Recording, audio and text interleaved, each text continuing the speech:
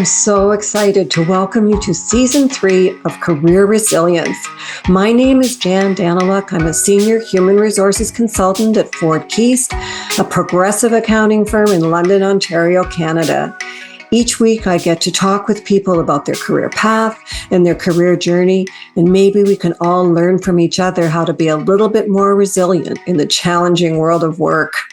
Please check out my website, career-resilience.com, where you'll find Season 1 and Season 2, and now Season 3. Welcome.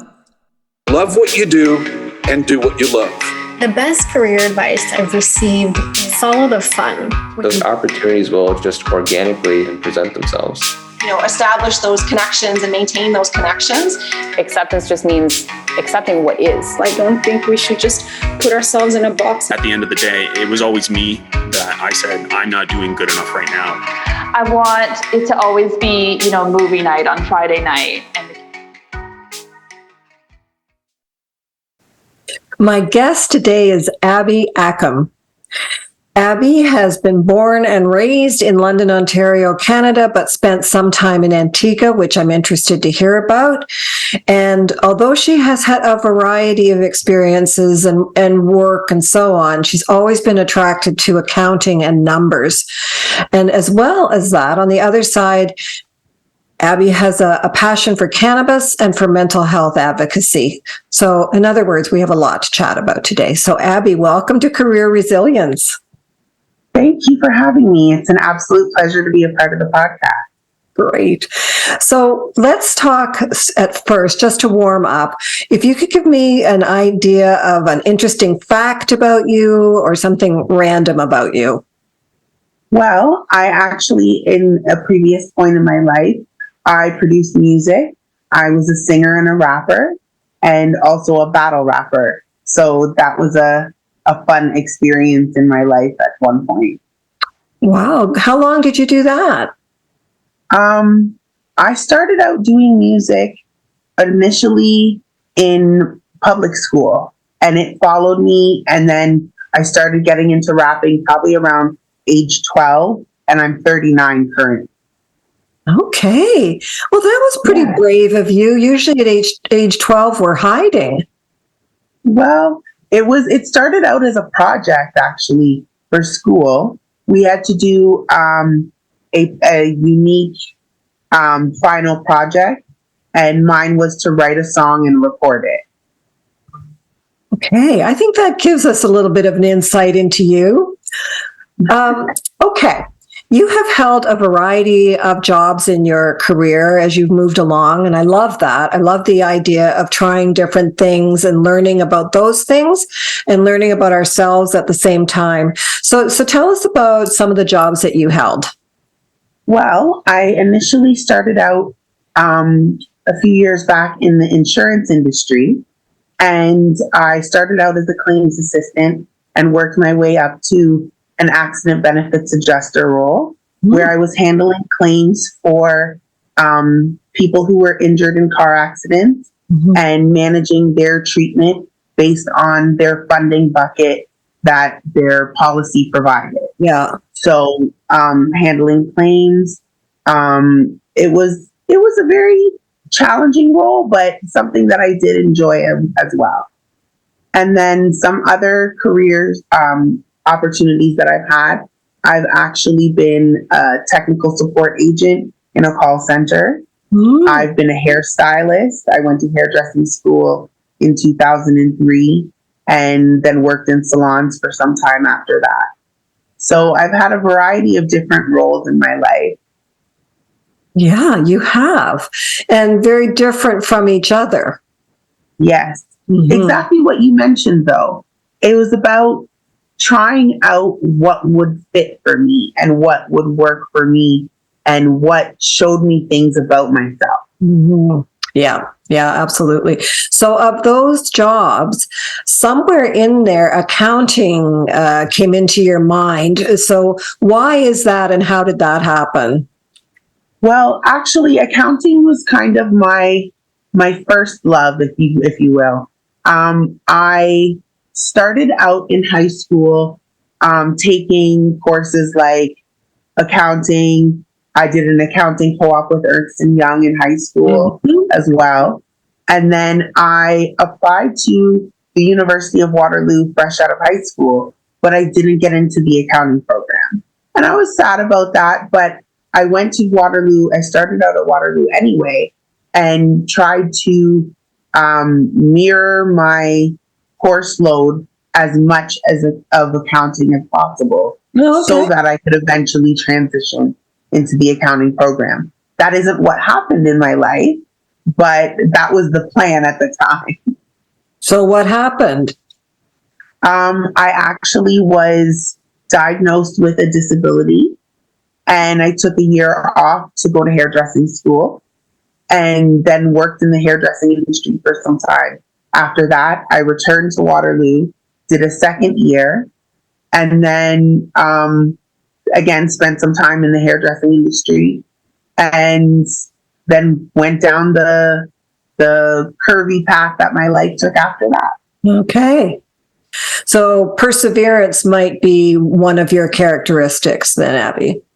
Absolutely, because I now have in my life come back to accounting. It's come full circle for me, and I'm currently at Fanshawe College pursuing my Bachelor's of Commerce in Accounting. And when will you graduate from that program? Well, that's sort of an interesting question because I was intended to graduate next year. However, I've recently been dealing with some health issues. I was recently diagnosed with congestive heart failure. And so I've had to sort of apply resilience to my school career and make some tough choices as far as how I'm proceeding with my degree. So I had to scale back my course load for this past semester. And then I also had to, I'm withdrawing from school for next semester to take some time off to focus on my health. So let's talk about that a little bit. Congestive heart failure means what? Means what happened to you and how did you know something was happening? It means that my heart isn't functioning at the level that it should be. And so it doesn't pump off fluid out of my body in the same way that it's supposed to. And so what happens is things like my feet swell up with fluid that's in my body, and I have to take medication, a water pill that helps to drain off fluid out of my body. How I found out, I was actually at a friend's house, and I had gone to visit her for the weekend, and I just wasn't feeling myself the whole weekend. I just didn't feel right. She noticed I felt off. I didn't sleep well. And then the morning, Monday morning, when I was planning to come back to London, my feet were swollen really huge. And she's like, I think I should take you to the hospital. And she took me to the hospital in Markham, and I was admitted for a week. And they used that time to diurese off, which means to drain off some of the fluid off my body. And that's when I got the diagnosis initially. So did you want to go to the hospital? Were you at the stage where you said, yeah, get me to the hospital? Initially, I was like, I'm going to go back to London. I'm going to take a bus back to London. It'll be fine. I'll go to the hospital when I get there. And she was like, I don't think that's a good idea. And I was like, okay, you know what? And how I was feeling too, I was experiencing shortness of breath. Yeah. And so she was really concerned about that as well. And she was like, no, I think we should go to the hospital now. And I was like, okay, you're right.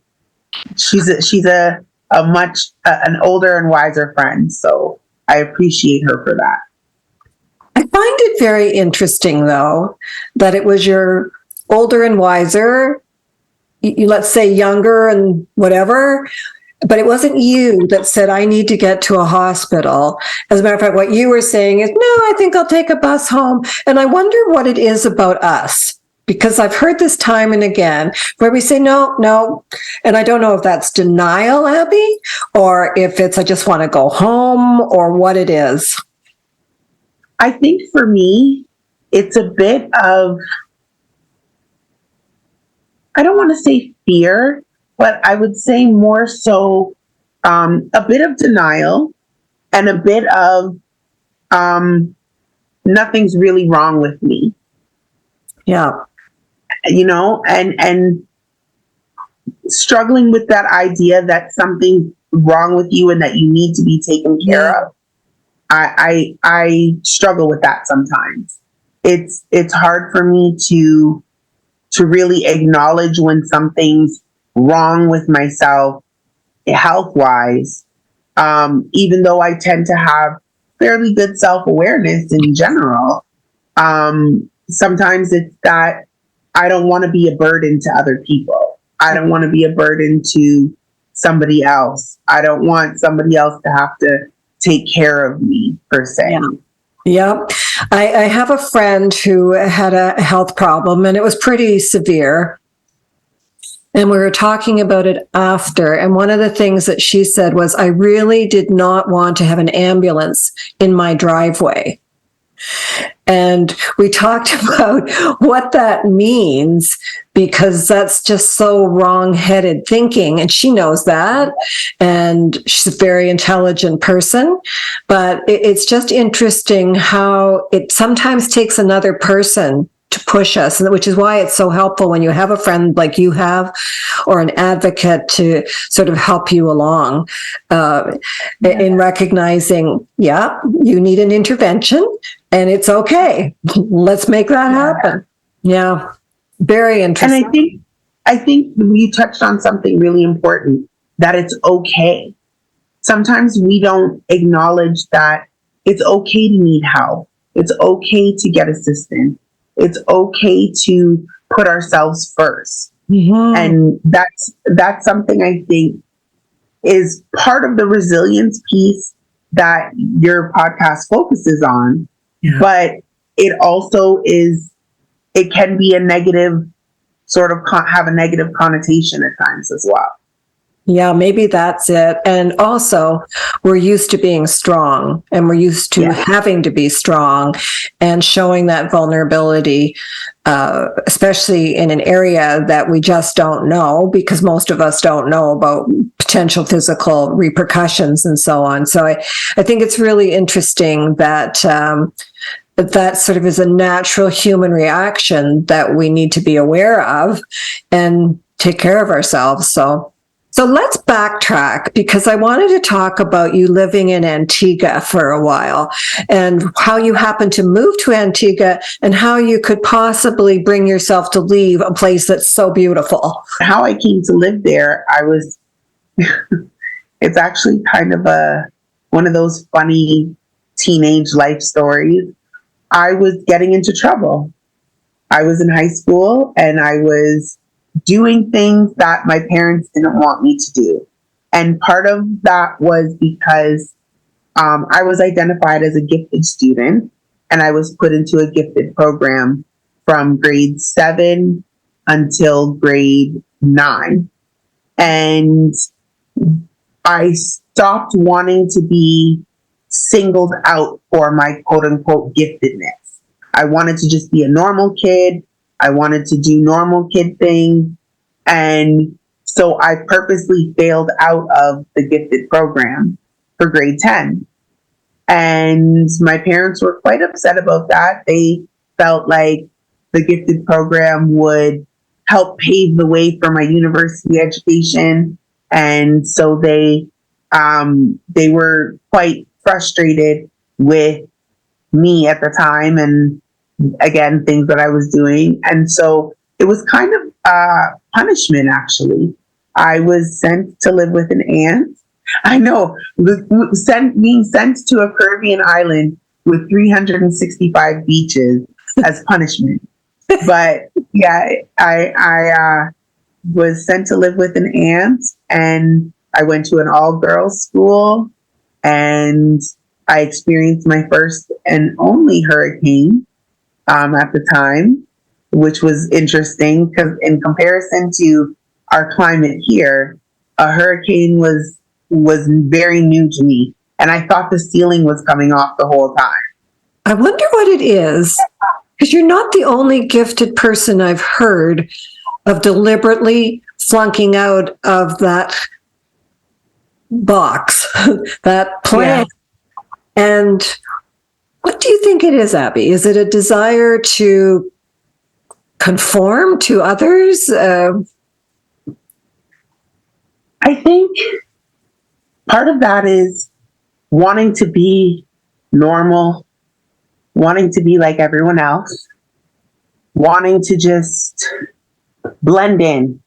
Mm. But I think also too, had I really known myself at that age, I think I would have been more inclined to stick it out. It was teenage years, and those are tumultuous regardless of who you are. So it posed different challenges for me to experience things and to try to fit in. And I did a lot of, I tried a lot of different things. Back to when we were speaking about my career and trying different things to see what fit, I was involved in different activities in school. I performed musically. I played football on the boys team in high school because I loved football and I wanted to participate. And I was like, no, I don't care that I'm a girl. I'm going to do this. And so I feel like as far as being gifted and wanting to maintain a sense of normalcy in that teenage realm, blend in, make friends, just be normal, be quote unquote normal, and just have experiences like everybody else. I think that was part of it. I have to say, fitting in, there's quite a dichotomy there of going on the boys' football team. That is not fitting in. It's not. But I think, too, I also am very much of the mind of doing what I want. And doing what I want to obtain the best possible experience that I can have. Okay, so along with perseverance, I'm adding stubbornness to you. Absolutely. Zodiac wise, I'm a Leo.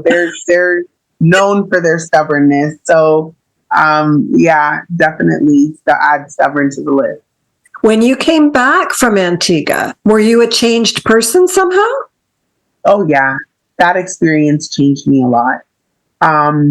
Not only with getting to see family that I hadn't seen in years, and getting to spend more quality time with them, but just the experience of the island itself changed me. I had friends that sent me letters, and my yearbook, like one of my friends took my yearbook around and got it signed while I was in Antigua. So I got all those messages from friends and got to keep those.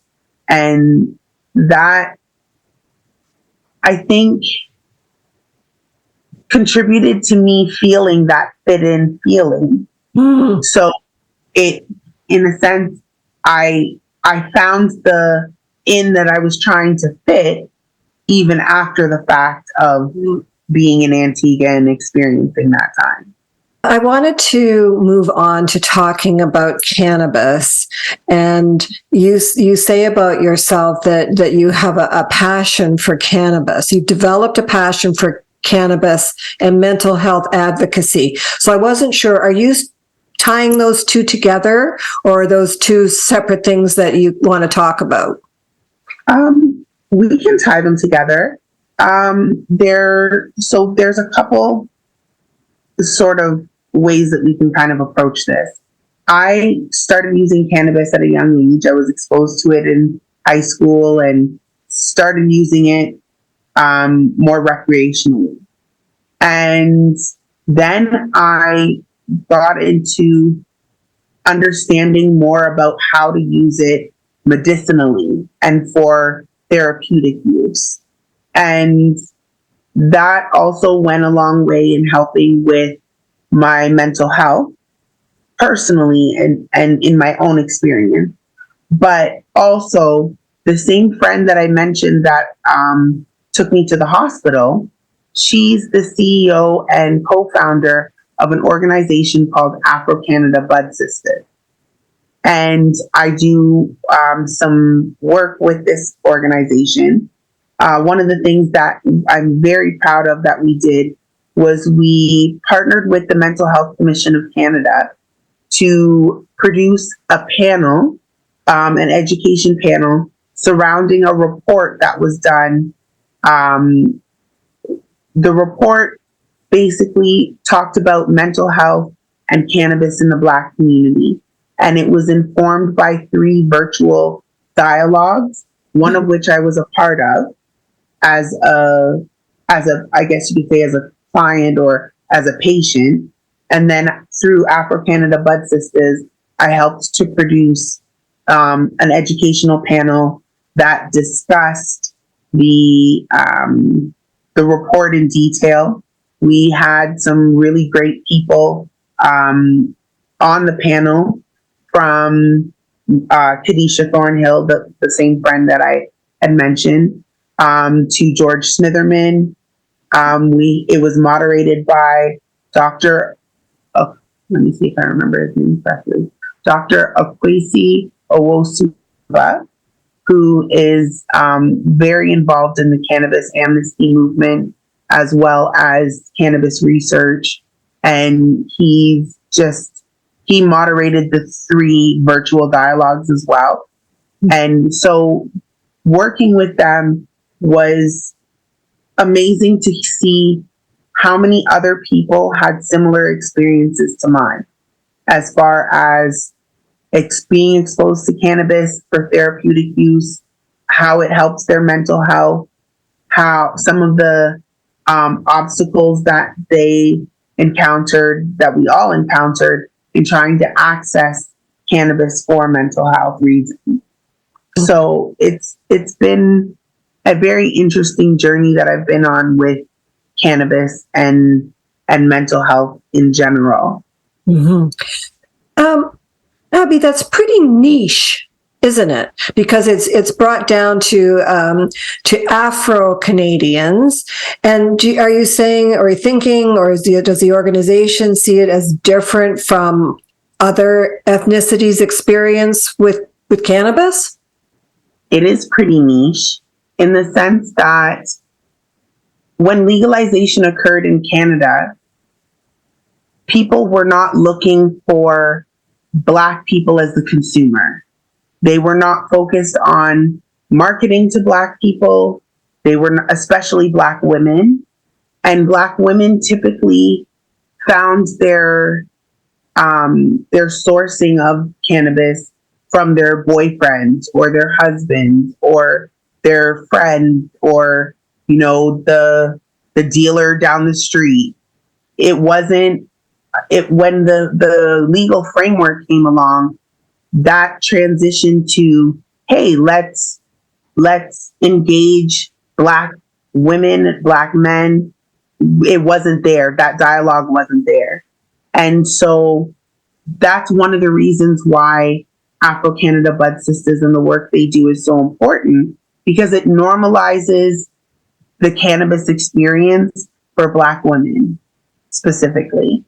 And also, one of the things I mentioned was cannabis amnesty.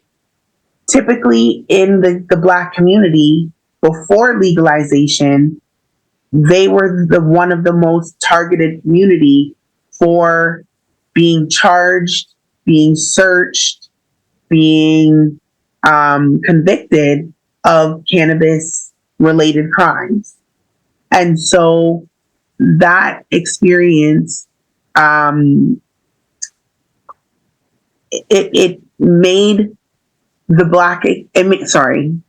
Black experience with cannabis was made out to be very different than, let's say, a middle-aged white person who walks into a dispensary and gets medicine to take home. Their two experiences are going to be the same. Black people will get searched more. Black people will get charged more. It was just the way that things were being handled at the time. Does that make you angry? Does that make you disappointed? Like, what does that make people feel in your community? There is a sense of anger there because it's like, why us? Why are we being targeted? And not to say we're the only people, because the Indigenous community faces it as well. But it's like, it does make you angry and it does make you frustrated that your experience has to be trivialized and you have to work harder to bring attention to it for other people to understand. Right. Yeah. For other people to understand. Yeah. Let me just say, it wouldn't even have occurred to me there was something to understand. So that's why it's great to have this conversation, because this is where I always struggle. I don't understand why there has to be understanding. You like cannabis, somebody else likes cannabis. It's just this, it should be the same experience. But of course, what you're saying makes sense.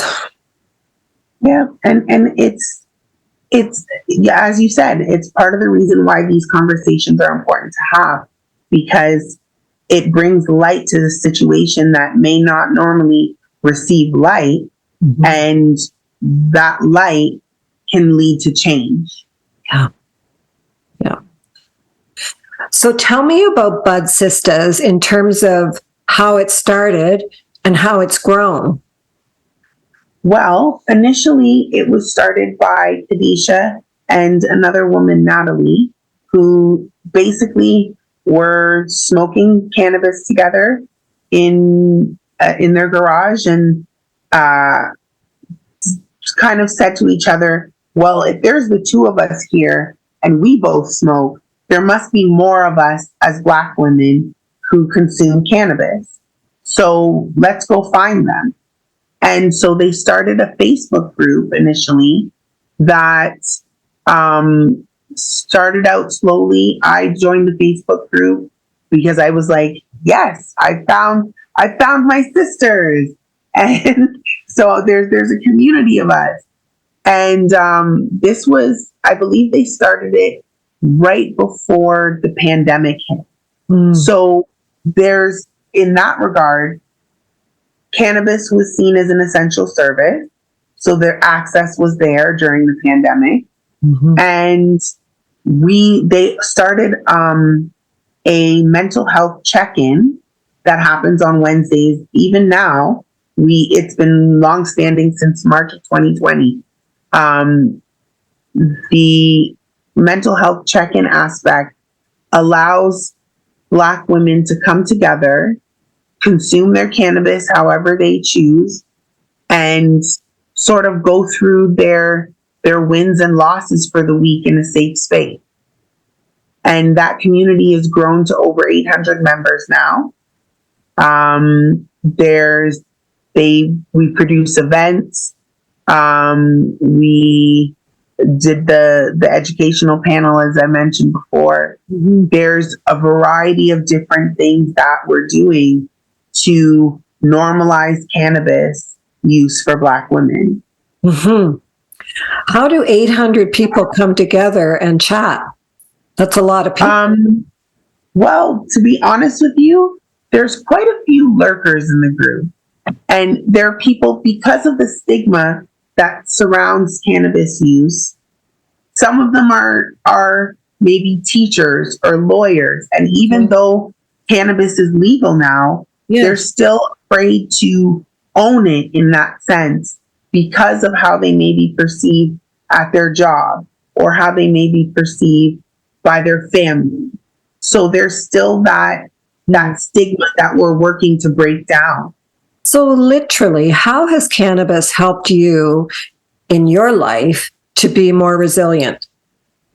Cannabis, for me, with resilience, in other ways in my life, back when I was performing, I would use cannabis to kind of take the edge off or get rid of my nerves prior to performing. And that would help with just being a person that exudes resilience in that moment. Mm-hmm. Yeah. As well, I would say there are times in my life where I couldn't do things without consuming cannabis first. And I wouldn't say it was from an addictive perspective. Mm-hmm. I would say it was more from a supportive perspective, where the cannabis would support me in whatever it is I was doing. So, for example, I would wake up in the morning and consume some cannabis and go to work and have a great day. It would help with my focus. It would help with my clarity. It would help with some of the other medical conditions that I have. I have arthritis, so it would assist with that and dealing with my pain. If you could leave us with one thought about cannabis, what would that be? All cannabis use is therapeutic use. There's that it's a plant that has so much benefit. It can be manipulated in so many different ways and consumed in so many different ways. And I think we need to, as people, stop with the wacky tobacco sort of stigma and open up our minds to how this plant can be helpful for the average person. Because there's a lot of ways that cannabis and even psilocybin, mushrooms, that can be absolutely beneficial and therapeutic from a medical perspective. And I think there needs to be more of that and more exploration into that usage. Excellent. Okay. Let us move on to my 3 questions. And my first is, what has been the best career advice you have received? Do what you love. And I know it's kind of cliche, but it's absolutely true. If you do what you love for your career, it doesn't become work. It becomes, I'm going to have fun for 8 hours, or I'm going to, enjoy what I do for 8 hours or for however long your shift is. Yeah. But it changes how you look at your work, and it doesn't become work anymore. At least that's been my experience. But yeah, that's definitely the best career advice I've had, is do what you love and enjoy it, and make sure it's easier to thrive at something you love than it is to work away at a career that you're not actually passionate about. Yeah. And you said it changes how you look at your work. I think, therefore, it changes how you look at your world. Yes, absolutely. Yeah, because it's such a big part of life. And it makes me sad sometimes when the only goal is retirement. And you think, what do you think is going to happen when you get there that is suddenly going to be amazing when today isn't amazing? So right. I like that a lot. Okay. And it's about that idea of the destination versus the journey. You know what I mean? Working is part of our journey in life. Mm-hmm. And so are you going to focus solely on the destination of retirement and not care about what the experiences are that you have along the way? Mhm. that I think that makes for a boring life or an unfulfilled life. Yeah, it makes for a life not lived in a way, doesn't it? Exactly. Yeah. Exactly. Yeah. Okay, second, is there a book or a podcast or something that you streamed, anything that comes to mind that influenced you? So during my time in Antigua, I found a book at my cousin's house called The Celestine Prophecy by James Redfield. And this book was, I initially thought it was based on a true story, but it was a fictional work. But it opened my eyes in a lot of ways to a sort of new age way of thinking. It falls into the realm of The Secret and The Power of Now, those kind of books. So it was very enlightening for me at that time in my life. And that, when you asked me if I came back from Antigua a changed person, that book had an impact on me as well. And finally, what are you most proud about related to your career? Well, I would say I'm most proud of getting back to accounting. After starting at 18 and, going to Waterloo and facing the challenges that I did and going down a path that led me away from accounting, I'm really most proud that I was able to come full circle, get back to it, and build not only the student career that I have currently, but the relationships that I've been able to build within the accounting industry as well. That's neat. Okay. Those are my questions for you. Is there anything you'd like to add before we wrap up? I'd just like to say that, resilience is something that I think a lot of people don't think they have. And you never know what you have until you need to have it. Yeah. And so I think resilience is a lot more common, especially in our careers, than a lot of us like to think. But we do it, we add it in there, we sprinkle it on top, and it does what it needs to do for our careers and our journeys in life. I like that too. I think that's so true. One of the things that I always say is, what do you do when you can't cope? You cope. Yeah. It's find a way. You find a way. You go through the door that's going to help you and build your strength. And we know this is not an easy journey, but it's one to be embraced and to learn from. And I think that's what you've done with your various careers. And I think in many ways for you, it's good that accounting didn't work out right after high school. Absolutely. Yes, I might have had more years of experience, but I wouldn't have had the years of experience that I had. Yes. And those helped to shape me to the person that I am, that was able to start back at Fanshawe in 2020 and take this journey again. Yes, I think that's so true. Thank you for speaking with me today. Thank you for having me. It was an absolute pleasure. I enjoyed our conversation very much. Thanks, Abby.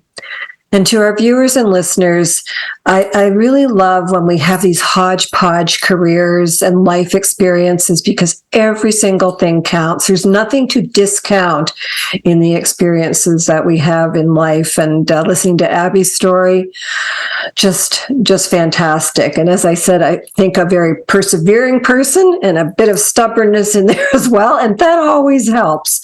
So to our viewers and listeners, listen to us wherever you get your podcast. If you're a viewer, we're on YouTube. Thank you so much for joining Abby and me today. And until we meet again.